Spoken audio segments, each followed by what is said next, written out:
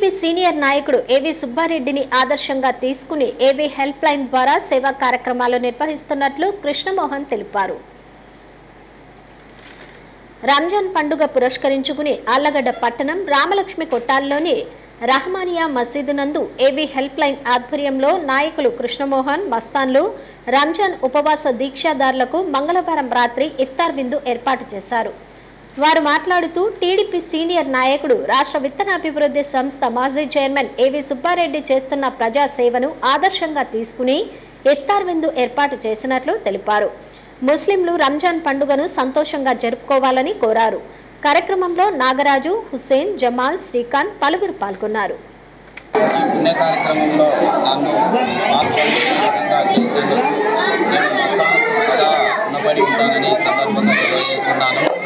ఏవి సుబ్బారెడ్డి చేసే సేవా కార్యక్రమాలను చూసి ఆయన వద్ద పనిచేసే కష్టాన్ని ఇన్స్పైర్ అయ్యి ఈరోజు ఇటువంటి కార్యక్రమాలు ఈరోజే కాదు ప్రతి సంవత్సరము ఏదో ఒక కార్యక్రమం ప్రతి మసీదు వద్ద ఒక సందర్భంలో వస్త్రాలు, ఒకసారి బియ్యము, సేమియాలు, ఈ విధంగా ప్రతి సంవత్సరం ఏదో ఒక దానమైతే కార్యక్రమాన్ని విధాన పవిత్ర మాసంలో చేస్తున్న కష్టాన్ని ప్రత్యేకంగా ఈ సందర్భంగా నేను అభినందిస్తున్నాను.